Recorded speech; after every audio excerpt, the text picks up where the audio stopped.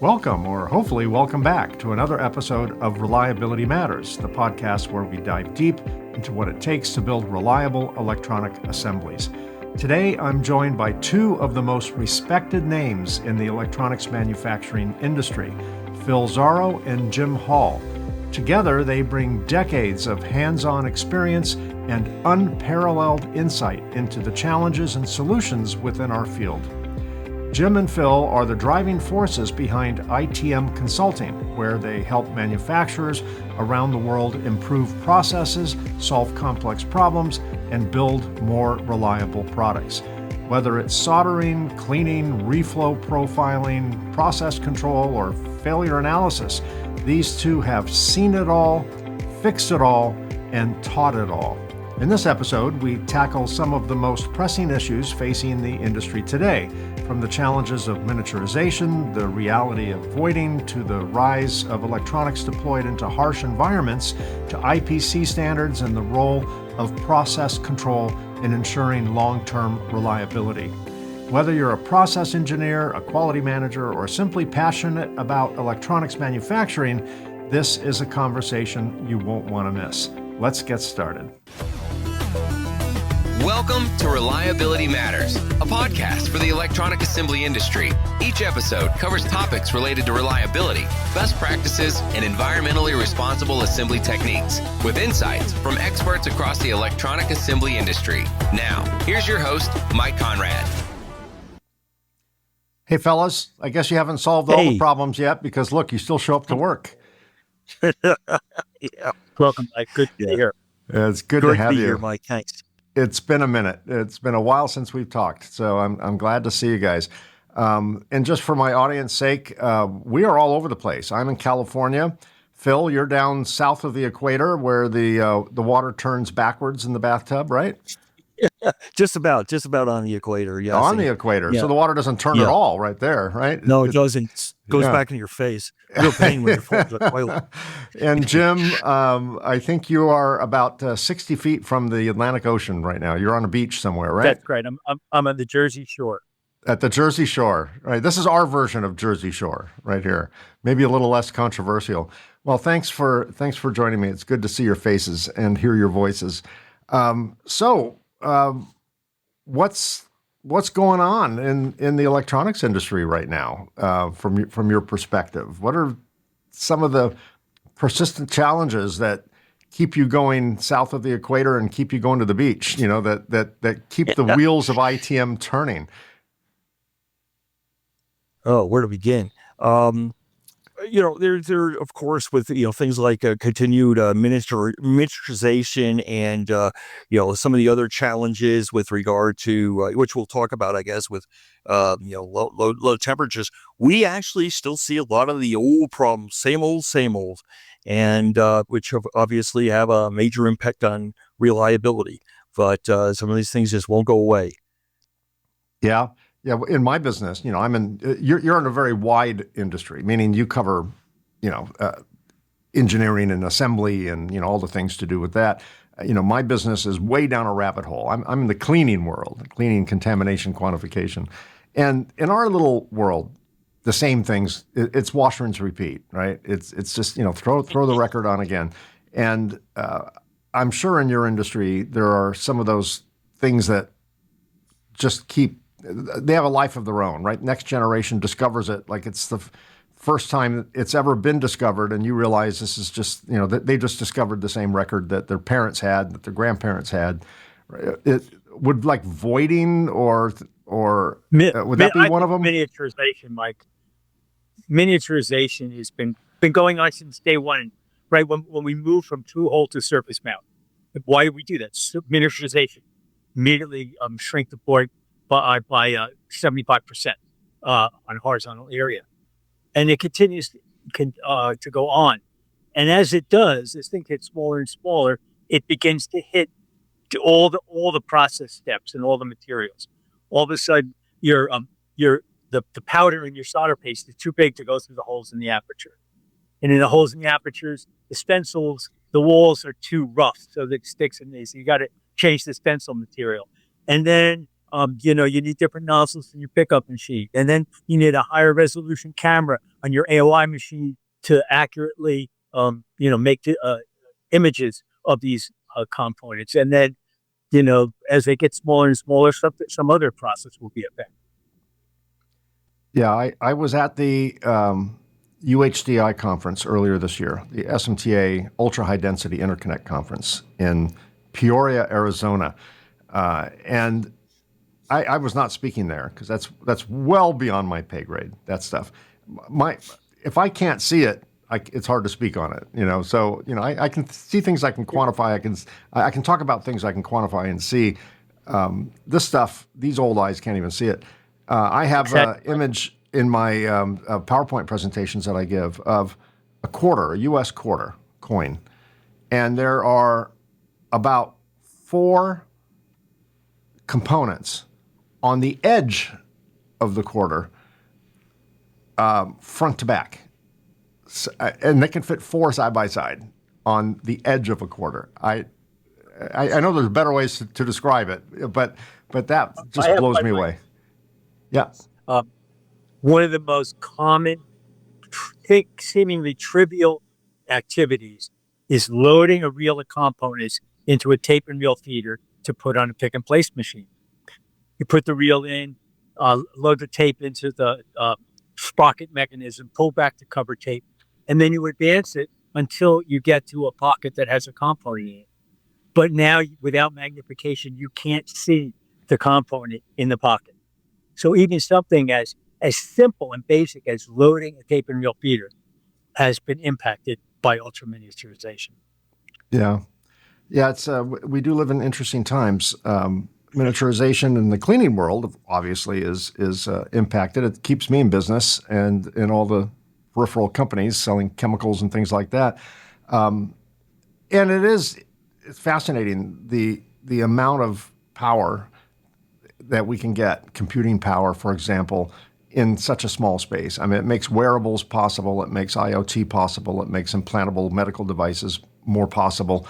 It's fascinating and challenging in so many ways. I mean, like you said, Jim, just not being able to see the part when you're loading a tape and reel into a pick and place machine. From a contamination standpoint, from a thermal management standpoint, all these areas in our industry that miniaturization touches in challenging ways it's going to keep the next generation up at night for sure. What are some of the biggest misconceptions that manufacturers still have about soldering defects and their root causes? Well, let's see. Well, we talk about actual limited to 300 or 400 misconceptions. Yeah, I mean, we still run into, as incredible as it seems, we still run into the one profile does all syndrome, where people don't bother to profile, do a DOE on each of the applications, and that board looks close enough to the other one. Let's use the same settings. So we still see that, and this goes back to the dawn of time, and then again the fact that sometimes people get tunnel vision, and miniaturization is a great example, as you and Jim have alluded to already. We think, miniaturization, will I pick a place machine be able to handle it? Will I have real feeders be able to handle it? But yet it's the entire process. As Jim said, the implications on printing, and your solder paste and everything else. So that's another one. Another urban myth that comes to mind is that all solder pastes are created equal, and that's obviously a sign of somebody who's never done an evaluation before. And take it, Jim. Yeah, Jim and I were talking just before you came on, Phil, and before we came on camera. Jim has a really interesting take, a really pragmatic, interesting take on reflow profiles and things like that. So we're just gonna call this segment of the show the Jim Hall Show. Take it, Jim. Okay. You still have your soapbox next to you, because it's time. Yep, I'm on my soapbox. I started in this industry in 1980 with vapor phase when reflow soldering was just becoming a mainstream technology, and I've been worked with Dynapert and Victronics and Soltec and so forth. And the reality of focusing for you, like on reliability, um, in my opinion, very little real work has been done correlating the parameters of your reflow profile with the ultimate reliability of your solder joints. Most people use one profile. It's actually what Phil meant is one recipe meets all, one machine setting. But even if you do it right, but people will say, well, one profile meets all, and I have to adjust my oven settings for individual boards to get that profile on the board. But is that optimal? If I use the example of the straight ramp profile, your principal variable is the heating slope, right? Well, the paste manufacturer gives you a wide window to work in. So suppose I'm heating at 0.9 degrees per second. If I went to 0.8 degrees per second or 1 degree per second, would I get more reliable solder joints? And in my experience and knowledge, very little work has been done to do that. And you have a profile, say 9 degrees, 0.9 degrees per second works. So I'll just stay with it. But theoretically, maybe if we change the profile, we would get better results. But the big problem is, with anything, to evaluate that, you have to reprofile, and then you have to make some solder joints, and you have to inspect them, or more importantly, reliability test them. And one of the principal reliability tests is thermal cycling, and that takes a long time and is really expensive. So that really limits your ability. One crazy theory that I have is the correlations that a number of people have shown between shear testing and thermal cycling, using a shear test to give you the same kind of information that a thermal cycle test does. And of course, shear test is very quick and cheap. So my vision is somebody should evaluate their different thermal profiles, and then just solder some simple samples and shear test them, and perhaps use that to get a better understanding of this relationship between the heating parameters within the profile, such as the ramp or peak temperature, time above liquids. You could do it for any of them, and long-term reliability. When my daughter was a teenager, she used to have this phrase which drove me crazy. When we asked her how she liked something, her answer would be, "Well, this doesn't suck."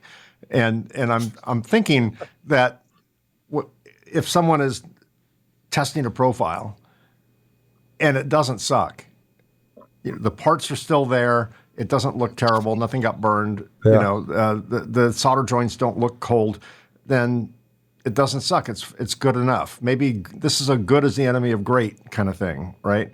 Because who has the time and the money to destructive test 500 boards or a dozen boards even, just to get something maybe a little bit better if it's good enough? That's probably the pragmatic reason why that's the case. The only example that I know of for that where it has been done, different profiles have been tried, is to look at voiding in the center pads of PTC components. And the reason for that is because as a contract assembler, if you got voids, the cheapest thing you can do is change your reflow profile. You don't have to change your stencil or your paste or anything else. And you can get, you just have to solder one board and X-ray it, and you get immediately an answer to whether or not you increase voiding or not.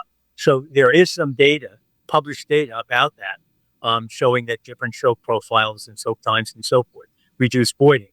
And I believe it's because it was the testing was relatively simple. Interesting. I'm going to take us off a technical topic just for a moment because this just came in my head, and then we'll dive back into the technical side. You guys have been teaching courses at various conferences around the world, since I don't know, 2 centuries ago, and that's how we met. Or it seems right, like dog ears. And you have both online and live workshop, courses and things like that. Written papers. You've been around the block. Do you see a difference in the younger generation that's coming into our industry in how they learn? Do they attend the conferences? Do they attend the workshops? Do they watch webinars? Do they learn the same way, or are you having to, if you were decide to stay in business for yet another 100 years, what would you do differently in terms of, how you broadcast your information, how you seek to train the engineers that come to you for help? That's an interesting statement, Mike, on a couple levels. First of all, we're always glad to see, and we're seeing the younger and younger relative to us engineers in the conference. And we had an experience a few years ago where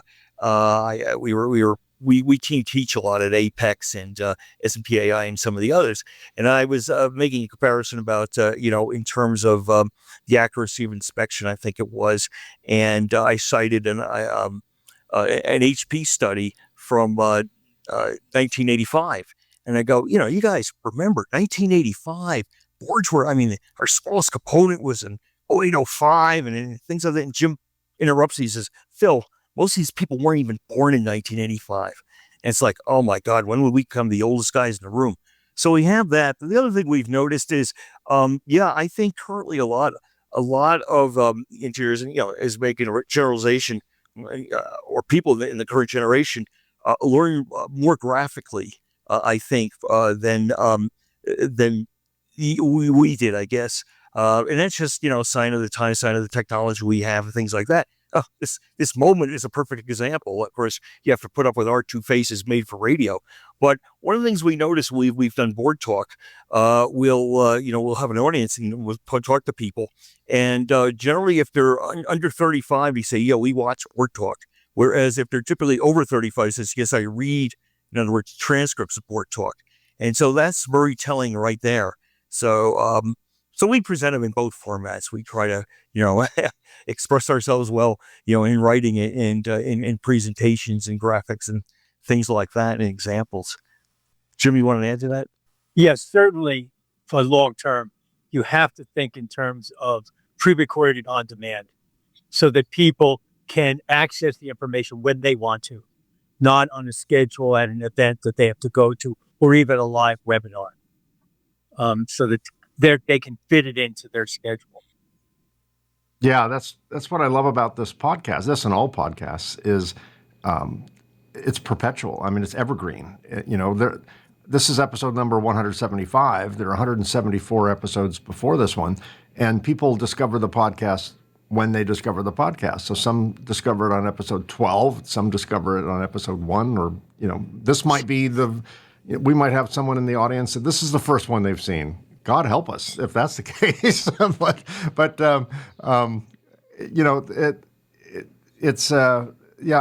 I think any generation, you've officially become your father when you start a conversation with kids these days, right? But I'll say it anyway.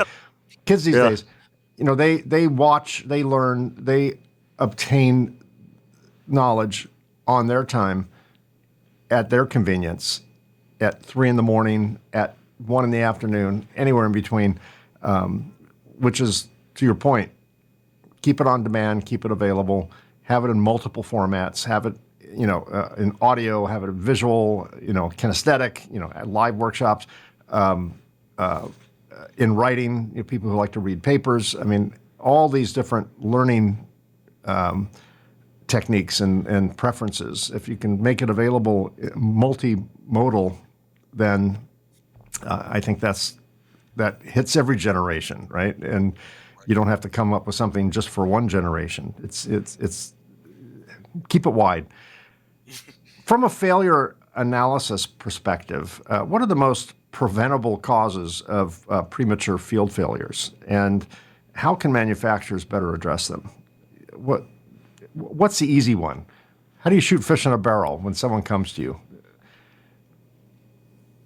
Well, besides looking for the usual low-hanging fruit, as we like to call it, which is the same old that we mentioned earlier. Our approach to failure analysis, or what to make a distinction of process failure analysis, which some people would call troubleshooting, but that sounds too much like a appliance repair guy. So what we do is actually process failure analysis. Well, a lot of times it'll be in conjunction with an FA lab. They'll tell you, yep, your problem's headed below. Well, we're the ones that will go out to the process and tell you, what the probable causes are, or the root cause and things like that. So our typical approach is, because people make the mistake of getting tunnel vision and focusing on one thing, whereas all the processes are all interconnected and interrelated. So typically our method of operation is we take a good overall view of the entire process. One of our colleagues, Bob Klenke, likes to call it a walkabout. We'll look at the entire process, and then we're going to hone in on the usual suspects, some of the other suspects, but we'll take 1,000-foot view and then come in and take a look. And a lot of times, depending on the problem, we know from experience that, probably the main contributor there is printing, or main thing there is, that does not look like a properly reflowed board, things along those lines. So, but the key thing is that we would, profess is that you have to look at the overall and understand and keep in mind everything from the minute the components and the materials of the board come into the factory till they're actually packed up and shipped. Everything can be, a contributing factor. Jim, you want to elaborate on that? No, I think you covered it well. Okay. Enough said. We all like right? shoot fish in a barrel, but unfortunately, there's not a lot. Now, maybe I would say that gaps in people's background. There's very few systematic training courses for surface mount assembly or electronic assembly, and so people learn like the way you learn your weight processing. You learn the things you need to solve your problem, to do your job and solve your problems today. And so people can become experienced in terms of years and have holes in their knowledge.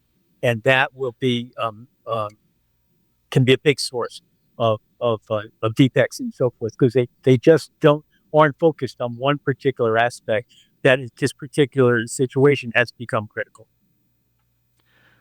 What's your take on standards? Let's talk about IPC standards for a moment. Are they generally understood? Are they misunderstood? Are they used properly? Are they misused? Do you have any experience with any specific standards that are problematic in your world? Or, let's talk about standards in general. Okay. Well, I think that one of the things, I would add to your list of adjectives there is that a lot of times, or adverbs, I got to think about that. But anyway, when they're misused in the sense that people treat the standards as, the holy scripture. And we know people who can cite, item well in IPC 610.222, and they know it. But the problem is that in itself, we're using 610 as an example. It's a generic spec. It's trying to cover everything everybody's building. And you can't have something like that. So what we urge people to do is, yes, 610 is a beautiful document and it's a great place to start, but use your brain, look at your application. What's the service environment of the product that, either yours or the customers, and the entire picture, and then adjust your standards to fit what the product actually needs. A good example is a few years ago, Jim and I were working with a customer. In this case, it was an inverter for a solar panels, and there were some other things. Whereas the president of the company wanted to have like a 20-year warranty on something that cost $100 was easily repairable, but that's a story in its own thing. But here's the thing: so our project was to basically audit some candidate contract assemblers that they were considering, and help them select the ideal one. We enjoy doing that. Anyway, one of the things we cited was, here you had something that was, the environment was rather challenging in the sense that, think of an inverter up there on the back of a solar panel. It's going to be subject to vibration, temperature swings, cycling, salt spray, everything else. So your reaction as well, maybe that's should be a class 3, reliability expectations. And the reality, on the other hand, some things aspect of it would be overkill. So we basically said, well, probably build it to class 2.5. And suddenly you see, I go, what are you talking about? And a while later, we got an email chain from the customer and said, where's what is IPC 2.5? I think a couple pages were missing from my spec, and some of the IPC, that's Zarrow and Hall, they're out of it again. Well, no, it actually isn't. There are other people who refer to it. But the idea is, is something you should take your, basically compose your own workmanship standards and deviate where you have to, make it apropos to what you're building in a service environment is going to see. And, it being treated like a generic spec is not a good idea. Also, where did these specs come from? Where's the data? That's a whole nother topic because, I'll get on it. It's a minor soapbox, but where did, for example, at through hole, where did 75% hole fill come from? Anybody know? Jim was mentioning, data, with regard to shear test. We talked about pull test. Well, a few years ago, I conversation I was having with a customer, we said, wonder where it did come from. So, immediately we go back, we go digging through the archives, and the immediate thought was it came to some of the big, some of the big OEMs, in the mid 60s or something like that, like IBM or Western Electric ATT or, somebody like that. Couldn't find anything. We dug deeper and deeper.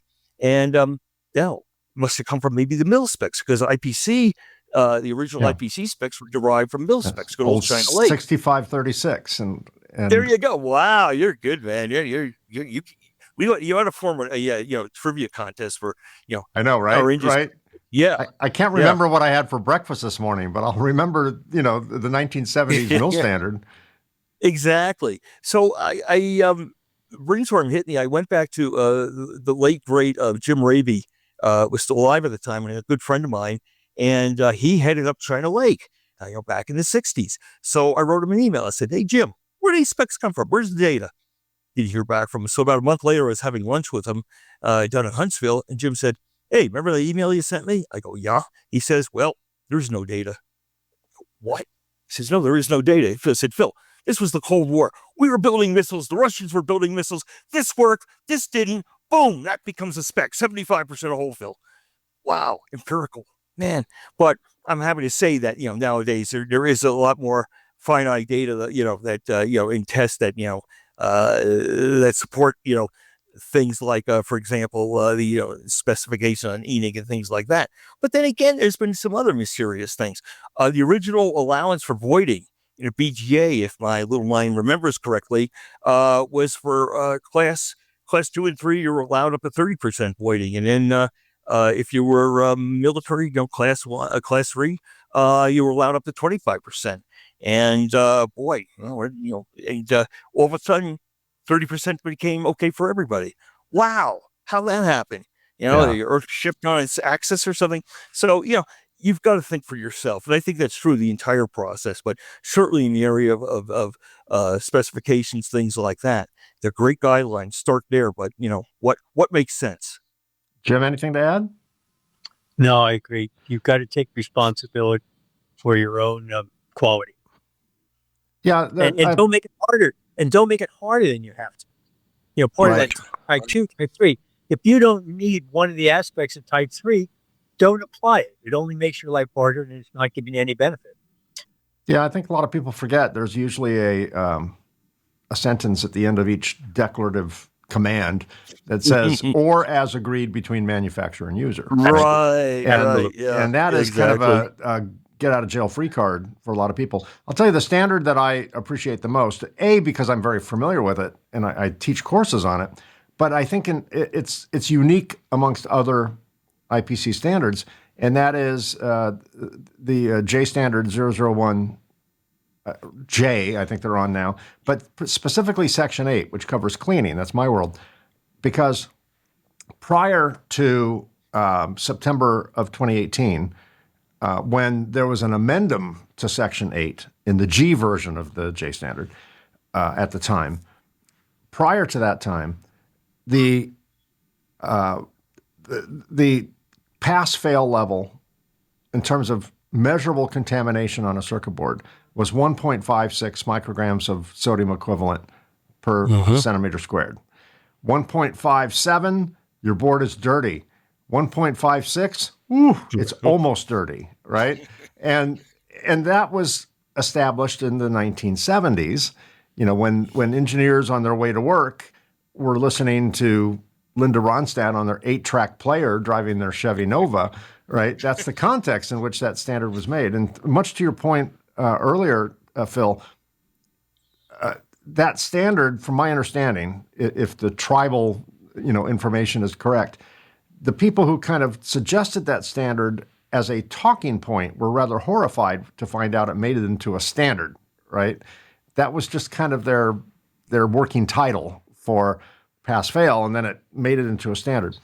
The new version of that standard is when people ask me, how do I interpret the new J standard in terms of cleanliness? And I turn the answer into the form of a conversation. Imagine someone talking to IPC. That someone says, hey, IPC, how clean do my circuit boards have to be? IPC says, I don't know. You tell me and show me the evidence. How you came up with that. That's the standard. Yeah. That, in a nutshell, is the standard. So you and I can be all complying. I could have the equivalent of 1,000 micrograms of sodium per square inch and still meet the standard. You could have 0.01 and meet the standard. And Jim can be somewhere in the middle. So to me, that's a brilliant standard because it is not an arbitrary number. It is a number you have to provide and prove through testing that it did not fail under a harsh environment condition, which is the worst case. And if it can survive in the worst case, it's clean enough. And you have some degree of both anecdotal and scientific evidence to back that up. So I think that's a brilliant standard. Now, if that could be done with voiding, that'd be great, right? If that could be done with other things, that could be great. But, fillet measurements and, solder coverage, all that kind of stuff. But obviously, we can't do that. We can't, that would be, death by testing if that was the case. Are you seeing any trends with alternate alloys, low temp solders, things like that? Is that coming into your world, or is your world more traditional, leaded and lead-free, SAC 305 or whatever? What's your take on all these fancy alloys and low temp stuff that's coming out? Well, we obviously try to stay informed and aware of the latest, greatest in the impact and the attributes and everything else. And, it's part of our job on it.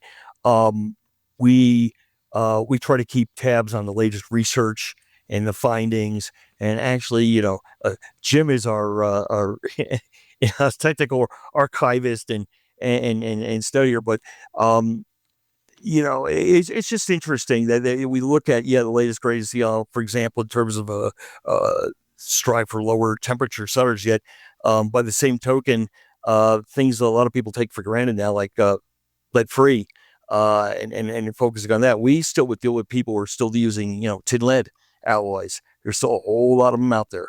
So we try to look at the entire spectrum of things and keep tabs on it. I think that's yeah. Go ahead, Jim. Mike, I don't have a lot of hands-on experience. We did one of the early applications with it where it worked really well for a specific customer with a very specific need.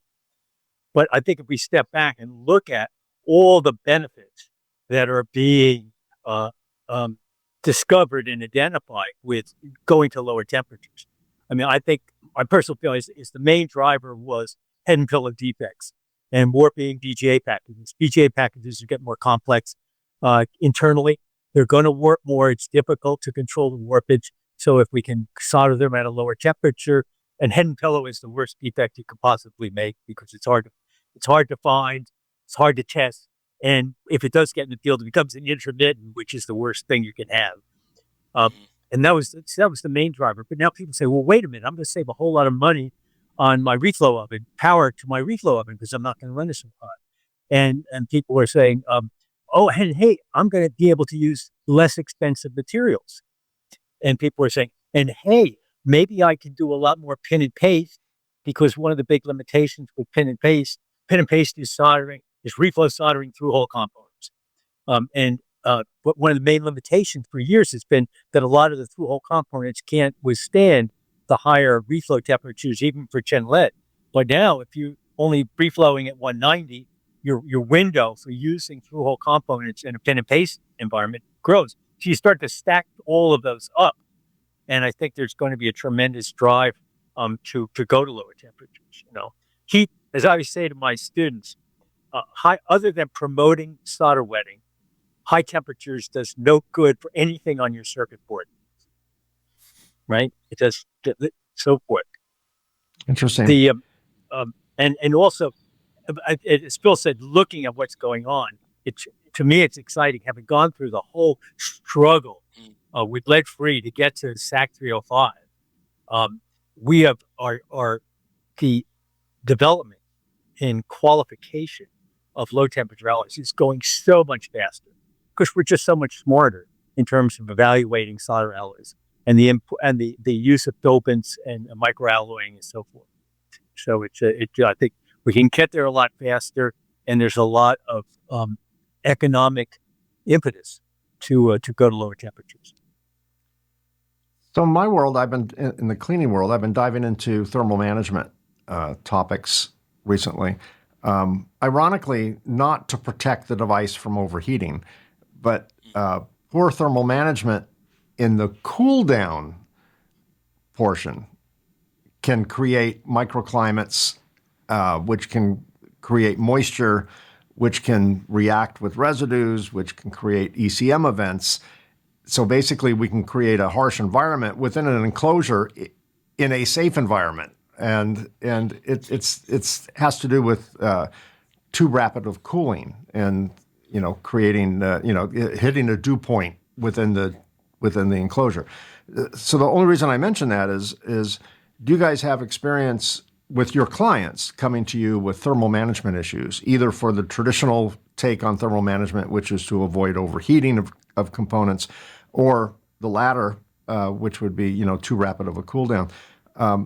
Does that land in your consulting world, or is that out there too far? Are you too busy with voiding and other things and tombstoning and head and pillow to deal with thermal management as well? We've had, again, everything, is application driven. And we have had situations where customers have come up to what could I do to control the thermal aspects. And in some cases, it might be a lower temp solder or, methodology or tightening up your reflow profile, things along those lines. So we do nothing. Nothing comes immediately to mind, as an example, Mike. Jim might have some thoughts, but it's all part of the program. We do get people involved in thermal, and as Jim said, underlying everything is excess heat does nobody no good. The goal is to, in terms of whenever we're optimizing any process that's has any thermal involvement, so to speak, we always do try to optimize things for the most comfortable conditions possible. Having been an oven designer for 20 or more years, we dealt with cool down sections, and this became significant with again advanced VGA components, because cool down is affecting the warpage. And I always, whenever I teach basic reflow, I make this statement to my students. I say, the cooling section is the most important part of the reflow. And everybody goes, huh? Oh, why is that? And I said, well, what does your customer want? They want a reliable, solid solder joint. Where do you create a solid solder joint? In the cool down section. And expanding on that, we know that cool down affects not only the components, but the grain structure of the solder alloys and so forth, which with the multi-alloy, with multi-component solder formulations is becoming and going to continue to be more and more important. So certainly controlling cooling in your reflow sections, and I guess you apply that to any soldering operation is significant. Right. Do you guys have any technologies or tricks or process tools that you think are underutilized in the average electronic assembly facility that may otherwise improve or provide the biggest ROI if it was adopted? Are there certain things that we're just constantly missing? Design of experiments. Yes, People absolutely. still continue to try to optimize their processes with single variable optimizations. And as Phil has said, we all know everything is interrelated. And if you have an interrelated process and you try changing just one variable, you're probably not going to be very effective in an optimization or a problem solving, troubleshooting environment. So they use the basic designed experiments where you identify the all of the significant variables and run your optimization tests in a statistically structured manner so that you evaluate all of them, all the critical ones, the interactions with a minimum amount of testing, giving you the best data. I think is one of the most fundamental things that's not done. If you think about a stencil printing, and anytime you set up a new board in a stencil printer, you got to pick a speed and a pressure, but they're interrelated. So if you sit there with your new board and just change the speed and then change the pressure independently, you're not going to be as successful or as efficient in getting to an optimal process. Yeah, that makes sense.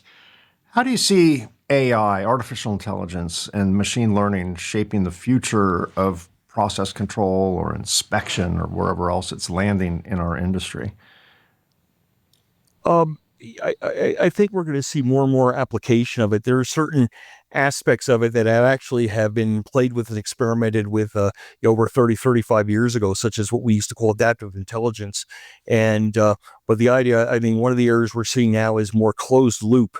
The idea that an SPI or an AOI machine will actually analyze the data, process it, and then go back and look at rectifying the cause on the appropriate process, the printer or whatever.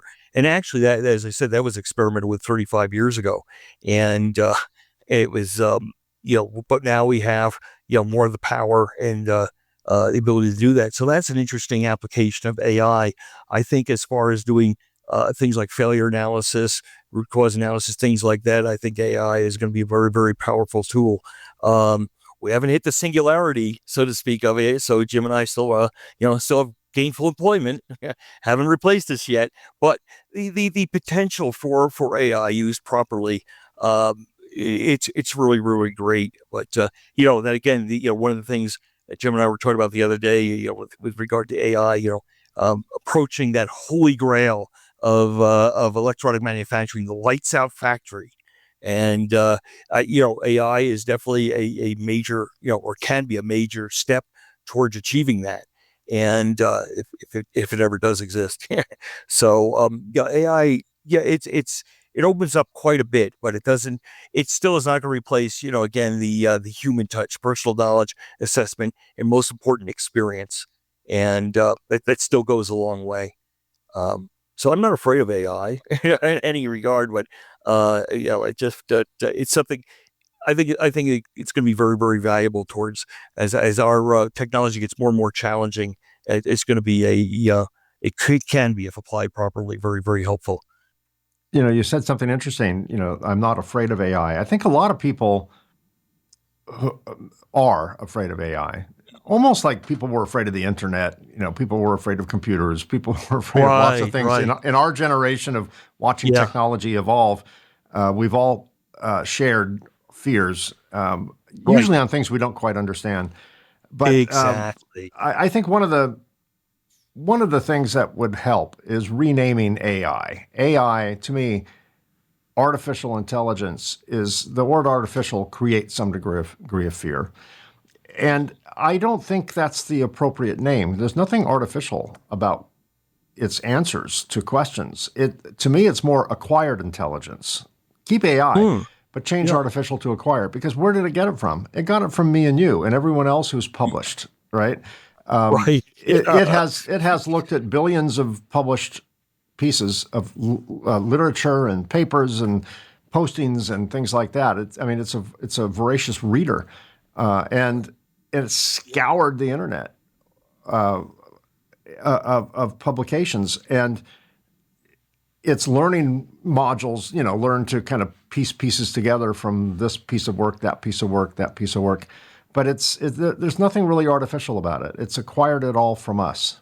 So I think that creates some fear. What's that, Jim? I'm afraid of incompetent, unscrupulous people misusing AI and thinking that that it's God and it has the answers and so forth. That's the real thing. As with any new technology, it can be misused, and AI has, I think, really bad potential for misuse. It definitely can. Yeah. Particularly outside of just text, when it comes to the deep fake videos and things like that are really hard to discern whether they're real or not. The early days of fake videos is pretty easy to know it was a fake. Someone would just paste on a head. Now it's arguably hard to discern the difference between what's real and what's not. Or I think it's like. Mike, I think it's like all the other technologies you mentioned, is that, the introduction of, computers and, of course, the gaining power there. A lot of the other things is that it is viewed as a Pandora's box, and it's going to be a mixed bag. And, we've all watched enough science fiction or read enough science fiction. Of course, 2001 comes to mind, and good old Hal. And I'm sorry, Mike. Open the bay doors, Hal. Open the bay doors. Sorry, Mike, I can't do that. Yeah. So I can't do that. But I think Jim makes a very, very valid point. Things could be used for good bit. I personally, curmudgeon that I am, I'm not a big fan of social media. I think that's another Pandora's box. As I speak on social media here, you will be on social media. Yeah. Some of the people are watching this on LinkedIn right now at this very second. Exactly. Yeah. So it's the ironies of it all. Yeah. So I may regret this final question, but I'm going to do it anyway. I'm going to throw caution to the wind. So before we say goodbye, I want to give each of you a chance to say what's on your mind, and any subject, anything. What do you want to say? What would you want my audience, engineers within this industry, to know from the world according to Phil, the world according to Jim? Jim, you take it first. The industry is growing. It always will. There's always new things. You have to continually learn and train yourself. And if you're in a position of controlling training for employees, it has to be an ongoing thing. Thinking of as a Lean Six Sigma Master Black Belt who teaches continuous improvement, we need to adapt that and adopt that. There's new stuff, so we always have to improve, and we can even get better on the stuff that we've been doing for a while. So training, learning, and being open to growth is really important. Good advice, Phil. Yeah, I think along the lines of what Jim's saying, the other thing is to embrace change. It's fun. Embrace the challenge of it. That's the exciting part about our industry. Things are always changing. All the things we've discussed today, and embrace it. Have fun with it. Somebody once told me early on in my career that engineers don't like change. They're afraid of change. Maybe once upon a time, but I don't see that now. So embrace it. Think open-minded. Think creatively, and have fun. Things are constantly evolving. I like to say, we're in a state of flux in this industry. I know 10-yard penalty for an illegal pun, but it's absolutely true. So let's have fun with it. Everything has been invented. It hasn't been invented yet. And boy, we are in the middle of it. And every once in a while, take a step back and just, look at the wonder of it all. It's just fantastic how far we've come. I've been in this industry now for, hate to admit it, 50 years. And it's just absolutely, amazing, where we've come and where we're going and the potential of some of the things we touched on. And the only other thing that I think beyond that I think Jim and I will both advise you is try to avoid people who take things way too seriously, especially themselves. Well, that's why I love talking to you guys. I mean, you guys can never be accused of taking things too seriously. So, That's right. you At know least what? ourselves. One thing about, when I first started going to our conferences within our industry, the old NEPCON conferences, Apex conferences, Oh, SMTA yeah. conferences, a lot of the presenters were very serious. And Yep. when I first started in this industry in 1985, I think by 87 or 88, I spoke at my first conference, and I was in a cold sweat. I had major imposter syndrome. Right. And Right. my style of presenting is more similar to yours than what was status quo at the time. Status quo was cold, stale, nothing but the Hmm. facts, man. Very Joe Friday for my audience that Yeah, remembers exactly. Dragnet, right? Just the facts, Right. ma'am. Yeah. Yeah. Yeah. And I can't do that. That's just not me. I mean, I can't even force myself to do that. I'm not that good an actor to be able to do that. So I thought, okay, I'm going to have my one shot at this. I'm going to crash and burn because I'm a fish out of water. I do not belong here. Remember Highlights magazine when we were kids? Yeah. Yeah. The dentist's The- office. Yeah. yeah. And there was one part of that magazine every month that had, it was called What Doesn't Belong. And it would show like a drawing of a kitchen. And in the kitchen was a refrigerator, a mixer, a blender, an oven, a sink, and a chainsaw. And obviously you were to circle the chainsaw. I was the Right. chainsaw. I did not belong there. And Yeah. and I just thought, okay, I can't do it any other way. I'm just going to present my way, which is very, very informal, not stuffy at all. Probably not quite as technical as people expected, but enough to get the point across. And I didn't crash and burn. People liked it, and no one threw eggs at me. So I said, okay, that's just my style, and that's what I appreciate about you guys, and Doug Pauls and Dave Hillman, and between you guys and Hillman and Pauls and a few others, it Yeah. it breathes We're out some there. levity and some light into otherwise a very what could be dry and maybe even boring. And I'm not criticizing people who are that way because we're speaking about dry, boring subjects. We're speaking about engineering stuff, technical stuff. Right. But I appreciate the fact that you guys deliver it in a manner that makes it more palatable. Right? You're putting sugar on the Well, castor oil. Mike, it's interesting, Mike, that you go ahead. overriding Yeah, go ahead, Jim. an underlying thing, and that is, as a technical person, taking responsibility for communicating, not just being technically correct, but communicating it to your audience. Yeah, yeah, that sounds good. Well, Well, Phil, one thing, yeah, I had an epiphany many, many years ago. Probably along the same lines that you had, Mike, is that thinking back to college and high school, that the most effective teachers and professors I had were ones that taught in an entertaining way. And that was the key to it, regardless of whether you're teaching an engineering subject, you're teaching a foreign language, whatever it is, that the entertainment was, getting in there. I'm not saying, go up there and juggle stuff, but you know exactly what I mean. And Mike, I got to tell you, I'd say you embraced that very thoroughly. I had the opportunity, I think about 4 or 5 years ago, to actually see you in action. I've known you for 20, 25 years, but we were both at the Long Island chapter, the SMTA, and we're both giving seminars. And I gave a seminar. There was somebody in between us. I'm going to hang around. I want to hear Mike talks.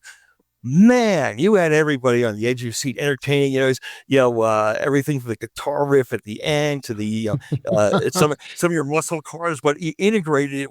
There was nothing superficial about it. Everything just came together, and it was definitely, you're one of my favorite lecturers, Mike, because again, but you get it. well, thanks. We are all three of us are members of the Mutual Admiration Society. So yes, right back absolutely. at Yeah. you, fellas. Right back at you. Yeah. You guys make me feel safe doing what I do. So Mutual. It's mutual, Mike. yeah. Thanks. It's Yes, like I'm very not much. giving up because Phil and Jim are still doing it. So I'm not going to be the only one carrying that torch. Well, fellas, thank you very much. Thank you, Mike. for giving up Thank you this so time. much, Mike. It's been a pleasure. Jim, you are now safe to go back to the beach, where I think you were having a much greater time. Yes. And yeah, hang 10, all that. Yeah, hang loose, all that. And Phil, enjoy. Is it Colombia that you're Colombia, in? yeah. And enjoy. I'm down here for the coffee. Mind you, Yes, not the other exactly. stuff. Coffee. Yeah. Yes. Yeah. Juan Valdez, right? See, Wasn't he the yeah, guy? yeah. Wasn't he the guy who Yep. personally Yep. curated the For coffee? a friend of mine. Yeah, exactly. Yeah. Remember the commercials of him standing next to his burro, with No. sacks of coffee beans in That's right. the satchels there? I'm Hand living in picked. that dream. Every bean picked. Every bean, that's Yeah, right. that's right, Every yeah. bean personally. Yeah. Yeah. All Can't do right, better than fellas. that. Well, keep up the good work. Something tells me you're not going to run out of work anytime soon. So I think you have the ultimate job security. And I'll just keep talking about what you guys do. So thanks again. For my audience who would like to get in touch with ITM Consulting, if you look at the show notes, if you're watching this on YouTube, look down where it says see more, and there'll be information on how to get a hold of these fine fellas through ITM Consulting. And if you're listening to this on your favorite podcast app, look at the show notes on your favorite podcast app, and that information will be there as well. Phil and Jim, thank you so much, my friend and my friends, and I appreciate you spending time with me and my audience, and I look forward to seeing you probably at SMT AI in October in Rosemont, Illinois. And Yeah, there we go. I'm teaching a course. Are you guys teaching courses there? Yes. Yeah, we are. All right. Yep. Well, I'll slip in on yours. You slip in on mine. If as long as There we're you not go. competing with each other, that would be terrible. Never Well, know. hopefully We we're are not each across other the- very well, Mike. Yeah. Hopefully we're not on the same track, but that would be great. Yeah. All right, fellas. Mike, Safe- thank you so much for the opportunity. We really Thank you, appreciate Mike. it. We really fun. appreciate you It's fun. inviting us. You're two of my favorite guests that are on the show, and I'll look forward to the next time already. So take care, fellas. I'll talk again soon. Great. Thank you, Mike. Bye. And everybody else, keep having fun. Thank you. And that's a wrap on another episode of Reliability Matters. Thanks for hanging out. Whether you listened on your favorite podcast app or watched on YouTube, I really appreciate you being here. If you haven't already, hit that subscribe button so you don't miss future episodes. On YouTube, give it a thumbs up and subscribe so you'll know when new episodes go live. New shows drop every second and fourth Tuesday of the month, so mark your calendar. A big thanks to PCB Chat from the Printed Circuit Engineering Association at pcbchat.com and Ascendo Reliability at reliability.fm for syndicating the show. Got a question or an idea for a future episode? I'd love to hear from you. Just shoot me an email at mike@mikekonrad.com. Just remember that's Konrad with a K. Want to learn more about the podcast? Head over to reliabilitymatterspodcast.com. Thanks again for being here. Until next time, keep learning, keep doing it right, and hey, reliability really does matter. I'll see you again in 2 weeks.